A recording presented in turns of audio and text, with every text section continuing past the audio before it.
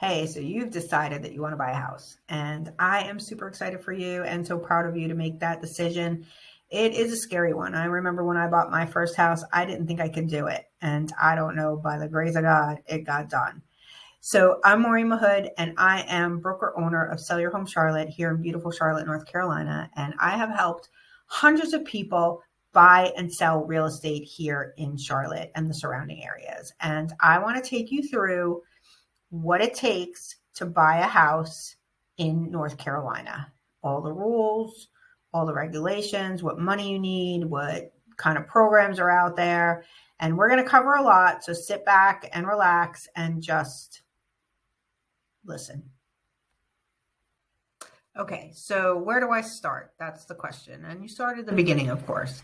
So the number one thing that you need to do when you're first starting to look at property is you need to find out what your credit score is. So unless you're paying cash for this house, you're going to need a loan. So we need to know that you can qualify for a loan.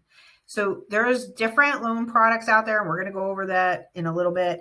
But basically, bottom line is we start with talking to a lender, because going on Credit Karma or one of those other sites to look at your credit score does not get you a full picture of the credit score that you need when you're purchasing property. Second is we need to find out what your budget is, because you don't want to start looking at homes that are $100,000 more than what you can afford, because you're going to be really sad when you start looking in your price point. So your credit score and how much you can afford are the two big things in the beginning. Then after that, we're going to figure out what kind of money you need. So you're going to need down payment money and you're going to need closing cost money. And those are the two things you need for the loan. And then there's a third bucket of things that you're going to need, which are going to be upfront costs, like for inspections and appraisals and due diligence money and earnest money. And we'll go over all that as we go through the program. So know your credit score, know your budget, and know how much cash you have on hand to put down and pay closing costs. Now, I will say that there are programs out there that will help you with that. So if you don't have any money, we still can help you. It's just going to be a little harder. So you can get 100% financing through different types of loans. You can get down payment assistance. We can ask sellers for closing costs. There's lots of different options. So it's really great to strategize with your real estate agent and your lender on how you can work together to get you into a home. But bottom line, you probably need a couple grand. That's it. If you don't have any money. If you do have money, it's going to cost you less in the long run to do your own down payments and closing costs and things like that, because we can negotiate a lot of things. So where do you start? Credit score. How much money do I have? How much is my budget? And what kind of loan am I going to get? So let's just talk a little bit about debt to income ratio. So we've started at the beginning with your credit score, and if that's great, then yay, let's move forward. You got income? Yay, let's get that going. But when you talk about how much house you can afford, your debt to income ratio is going to be a big part of that. So debt to income ratio is how much money do you make less what your debt is over a monthly period. So if you've got debts like car payments and credit card debt, and you maybe financed a vacation or something like that, all that counts against you when you're trying to buy a house. It counts against you in the amount of house you can get. So let's say, for example, there's one person who makes $100,000 a year that doesn't carry any debt, and they could maybe get approved for like a $400,000 home or more. And then there's another person who makes $200,000 a year, but they carry a lot of debt. Their debt to income ratio is 50-50. They can still qualify for a loan, but they might not even qualify for $250,000, or they might qualify for the same $400,000. Just because you make more, if you spend more, then that's going to count against you as you move forward in the process of going through your loan application. So let's talk about the 4 most common loans that we see out there in the marketplace right now. And there are some other niche loans. So if you wanted to talk about like a ARM loan or a balloon loan or whatever, interest only loan, then you can talk to your lender about that. And I'm not a lender, so I'm just going to go over these at a very high level. And you really need to dig in deep with your lender, as to what you do qualify for. So conventional loan, typically you can put just 3% down. Now they do require of all four of these a higher credit score for the minimum credit, and they're a little tighter than any of these on the debt to income ratio. So even though they're probably one of the most popular loans out there, they are a little bit harder to get than like something like an FHA loan. So FHA loans are first-time home buyer loans. It's colloquial for that. And you don't really have to be a first-time homeowner, but you can't own a home and then buy another home with an FHA loan. It's 3.5% down is the lowest you can go on most of these. They do have some out there that are 0% financing, but they are like these down payment and like credit assistance things. So if you need to do one of those, and we can talk about it, your interest rate will be higher than if you're doing a regular one that you're putting money down. Anytime you're getting free money, you're going to pay a little bit more in interest or fees. So FHA loans, you can have a lower credit score. You can have your DTI doesn't have to be as good as a conventional. And, if you put down, and same thing with conventional, if you put down lower than 20%, you're going to have what's called PMI on them. So that's private mortgage insurance, and they can be refinanced off at a later date, but you have to keep your credit score up, and you have to for FHA, you have to refinance into a conventional. For conventional, you can just, show that you have 20% equity in the house, and, hopefully your bank will refinance it for you without, having to do much of anything. So the USDA loans, so for this, the house has to qualify. So you have to qualify, of course, with your credit and your income. So for income on FHA or USDA, you can't make more than a certain amount of money. So right now, the last thing that I saw was like $113,000 for between 1 and 4 people in a family. So if you and your spouse or your partner or whoever want to buy a house together, if you make more than $113,000, you cannot use a USDA loan. But if you make less than that, then you can. You have to find the house that qualifies because it's like farm property. That's what basically they were developed for. So people will move out to the farmland. So it's 100% financing for USDA, and the interest rate usually is lower than some of the other loans out there. So the USDA loans are a little harder with the bureaucracy. So we have to be careful on, they may have things that houses that even though the house qualifies on paper, in reality, it may not qualify in underwriting and in the appraisal portion of it because there might be repairs that need to be done. So if you're looking at USDA, you really want to have somebody who knows. Your lender and your realtor need to work together. If they see something that would cause a red flag, then they should run it up before you make an offer, because you don't want to lose any money because you have to cancel because the house didn't qualify. Now, VA is probably, in my opinion, one of the best loans out there. If you're a veteran, and thank you for your service if you are, and you have the option to do a VA, you should. Their interest rate is really low on VAs normally, and your credit score doesn't have to they do, I think, as low as like 585, and it's 0 down payment. And a lot of times with the VA, we can ask the seller, and the other ones too, but since it's 100% down and no PMI, we can ask the seller too to pay some of your closing costs. So a lot of times veterans can get in a home without any money really.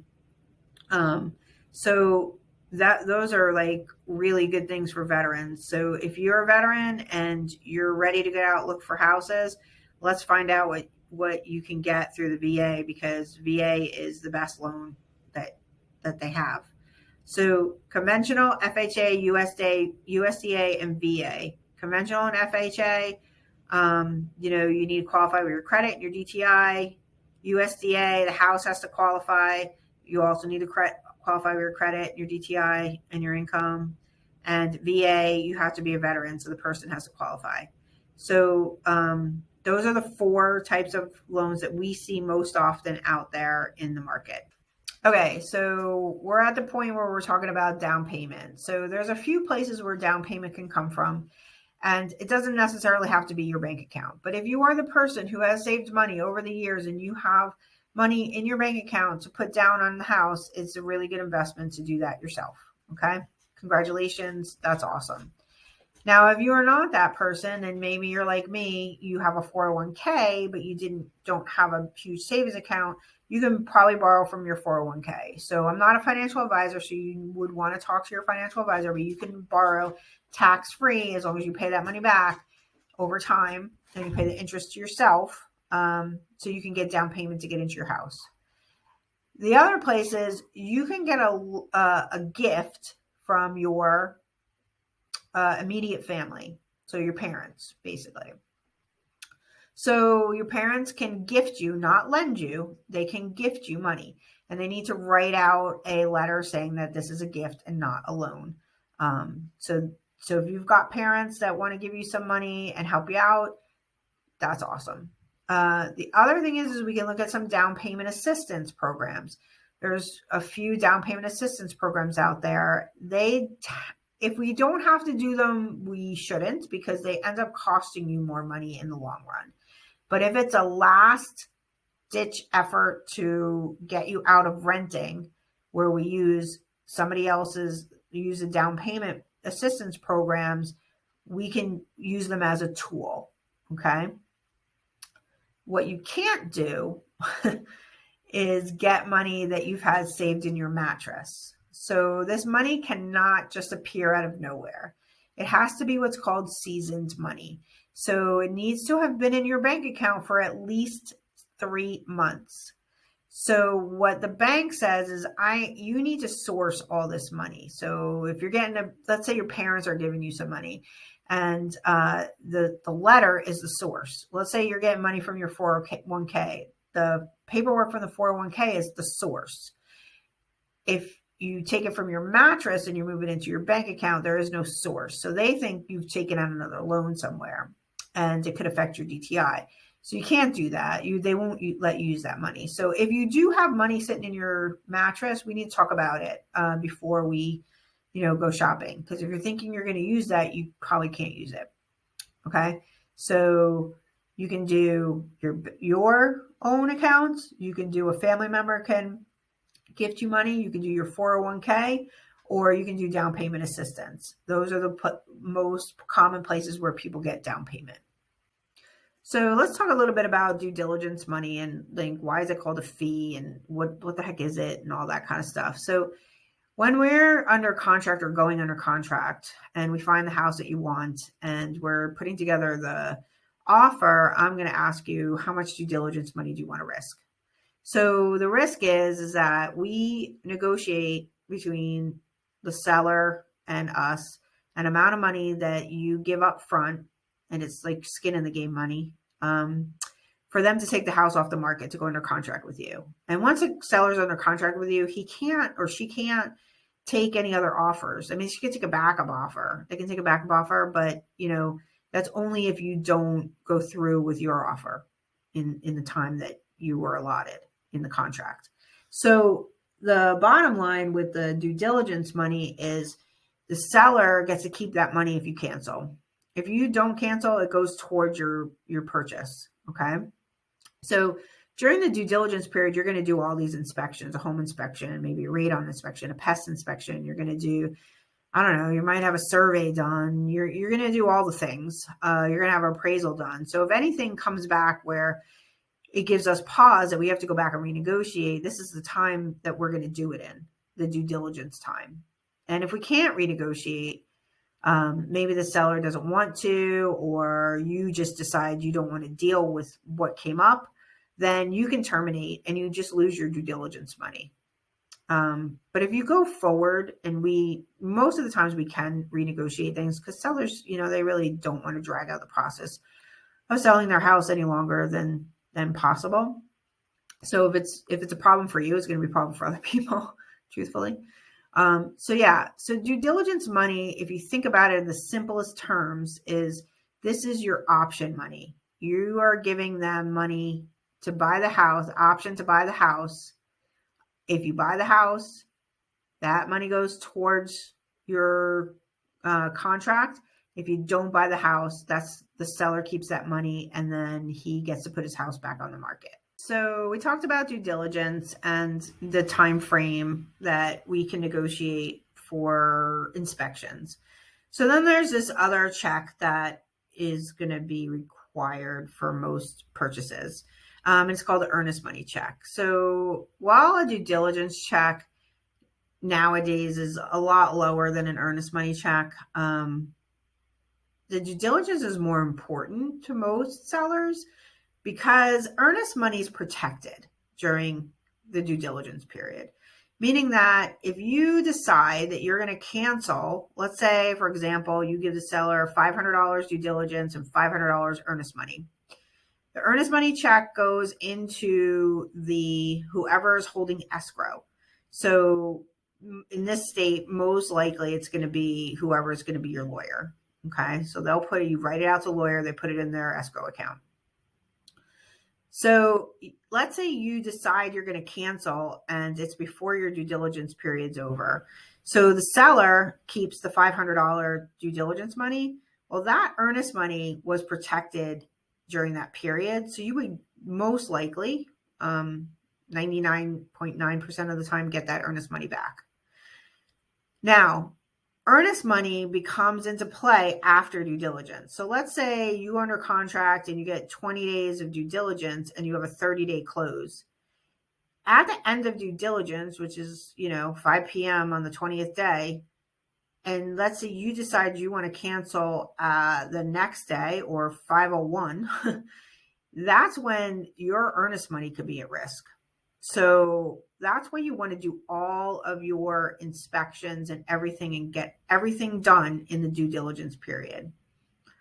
Earnest money, it used to be that you would look at like a 1% of the total amount of the purchase price. So let's say, just for argument's sake, it's $100,000. So you're looking at $1,000 total. So maybe you do like $250 due diligence and the rest in earnest money. So there is no hard, fast rule, and every transaction is different. Every transaction is different. So it depends on so many things. How long has that house been on the market? Are there multiple offers?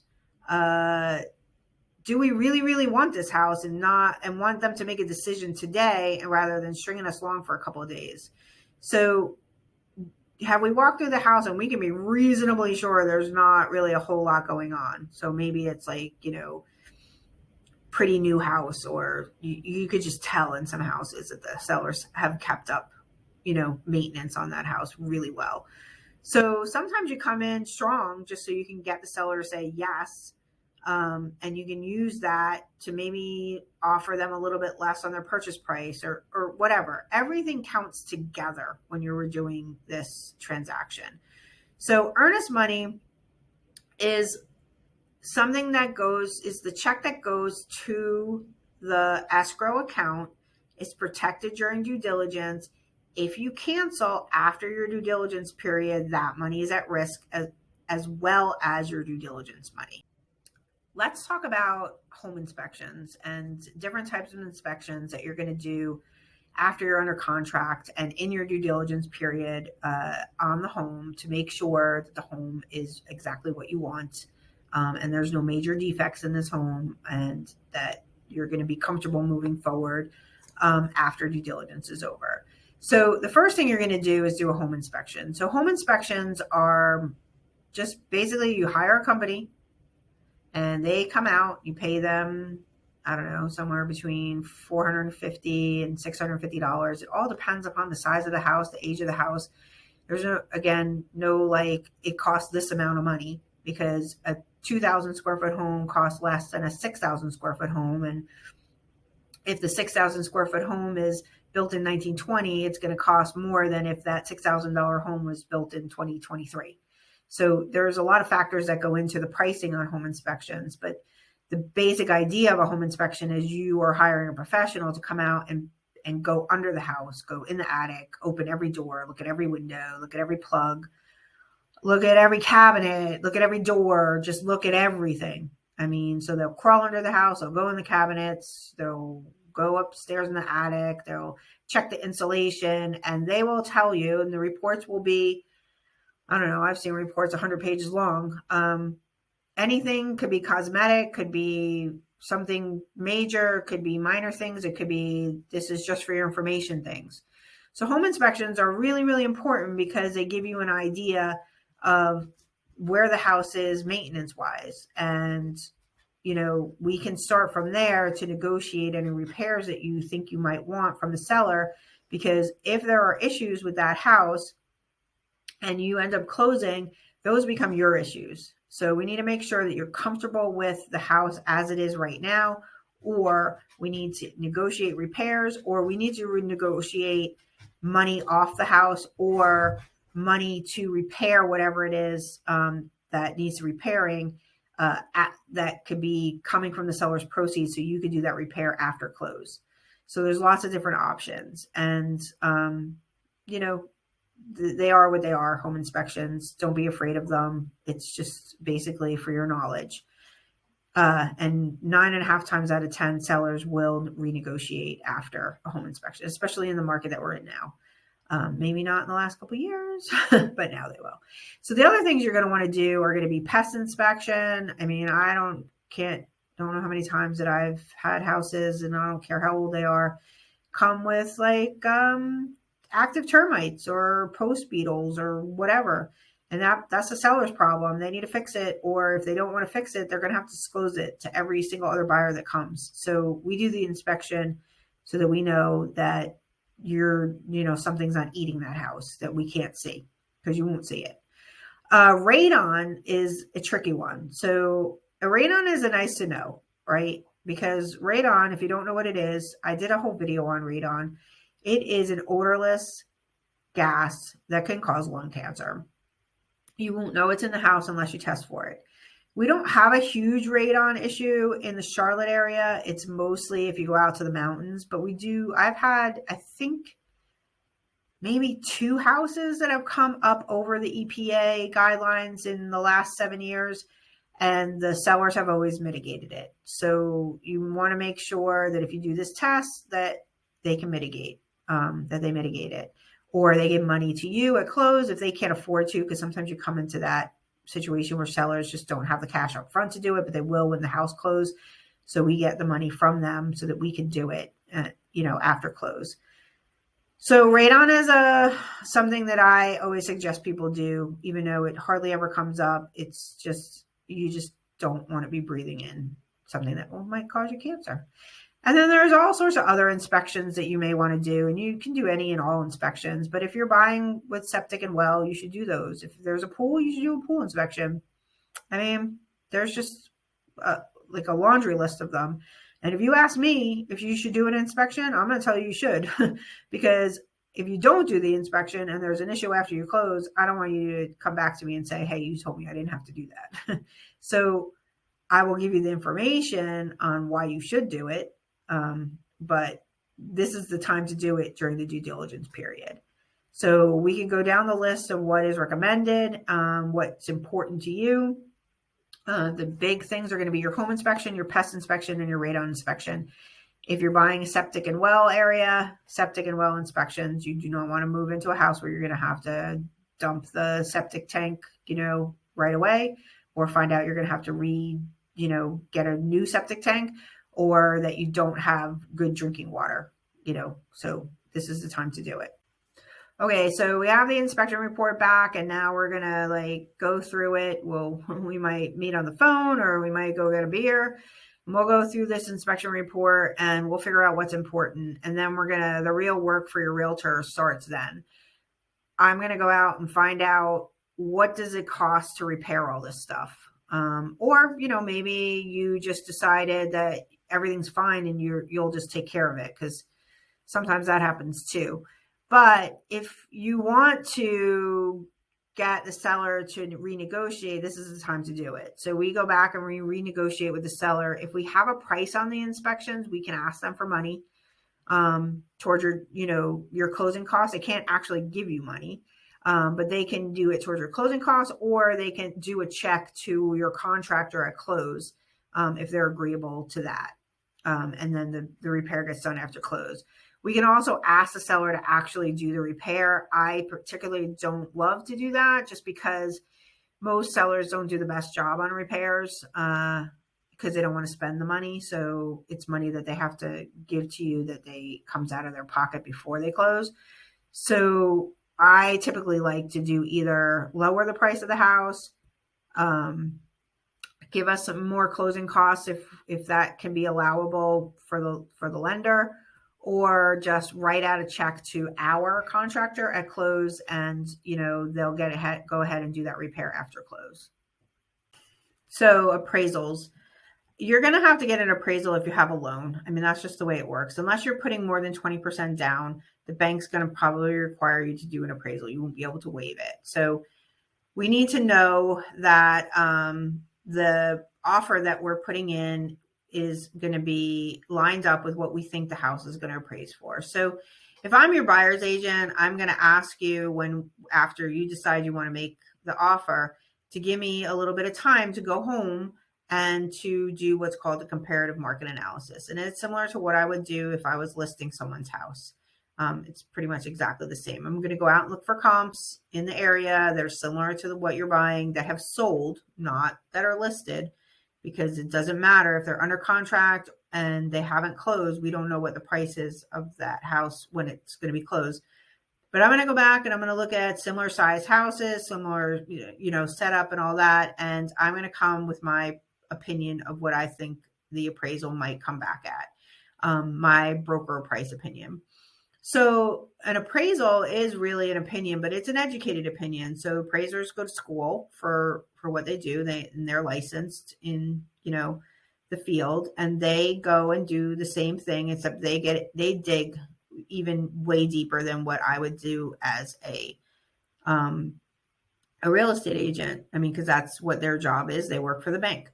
So 9.5 times out of 10, we don't have issues with appraisals. I mean, when we had issues, and I didn't really, back, in COVID era, when houses were going, $20,000 and $30,000 over list price, my buyers knew if I thought that there was no way it was going to appraise, and they were prepared for it. And prepared for it, meaning that I had the conversation with them is, if you want to offer this, and I think it's going to appraise at this, and if the seller does not want to negotiate, which they don't have to, why should they? They got 10 other people waiting in line for this house.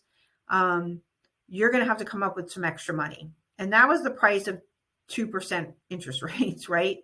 Now that we're not at 2% interest rates and there's less buyers out there, we don't have 10 offers for every house. So, we don't have to go over as much. I mean, there are certain circumstances where you might, but you're not going to have to bring extra money if we do our jobs correctly as real estate agents, and you make the offer that, we think is going to be the appraised amount. So an appraisal is, again, it's going to be required. You'll pay for it. The bank orders it. Probably order it right away after we go under contract. And, it's really not that scary if you've done the work up front.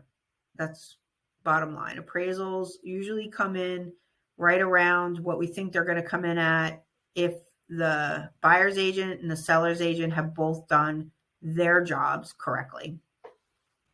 So if we look at closing costs across the board, these are going to be things that are going to be like your origination fee, your loan fees, the attorney fees, all your inspections go into this bucket of closing costs. Even though you're going to pay inspections and appraisals ahead of time, they still go on the list of closing costs. Your taxes and insurance, because you have to pay 6 months of taxes, 6 months of insurance up front, sometimes a year. So when you get with your lender, they're going to go through all the things like, okay, these are the closing costs for this loan. And then for the house, there'll be different things because taxes, on houses change depending on where they are and how big they are, and like all the fun things that go into that. So the good thing to know about closing costs for now is that there is a possibility, if you don't have the cash to do closing costs, we can approach the seller to pay some or all of them. So if you've only saved enough money or can only get enough money together to cover your down payment, and maybe you can't cover your closing costs, or if we're doing a USDA loan or a VA loan and you just want closing costs covered because you want to keep your cash yourself, we can negotiate that with the seller. Now, it's no guarantee the seller is going to pay all your closing costs, but if the house has been on the market for a while, or there's something that we can give them in return for paying the closing costs, then yay for you, because then you can keep some money in your pocket. So closing costs can vary. They could be like anywhere from like $5,000, let's say, up to, I don't know. I had one. Well, we did a rate buy down, and their closing costs were close to $20,000, but the seller paid $17,000 towards their buy down. They got a 3-1 buy down. So there's different things that go into closing costs, and each loan is going to be different, and we can get sellers to pay maybe depending upon the deal. So once we get into it, then we can talk specifics about that particular property. Okay, so I hope that helps. And I know it was a lot to listen to, and it is a complicated process when you're buying a house. But you know what? Who you work with matters. And if you work with somebody who's done this as many times as I have, it shouldn't really be that hard. You just have to follow the process and trust in the process, basically. Now, if you want to reach me, you can always comment down below, or send me a text, or give me a call, or send a DM to me on my Facebook page. Any which way, it doesn't matter. Email, carrier pigeon, I don't care. I really love to help people buy houses, and it is a passion of mine. So if you want to buy a house in 2023 and you don't have someone representing you, I can be your girl. So Maureen Mahood with Sell Your Home Charlotte, and I hope you have a great day, and nobody sells Charlotte like we do.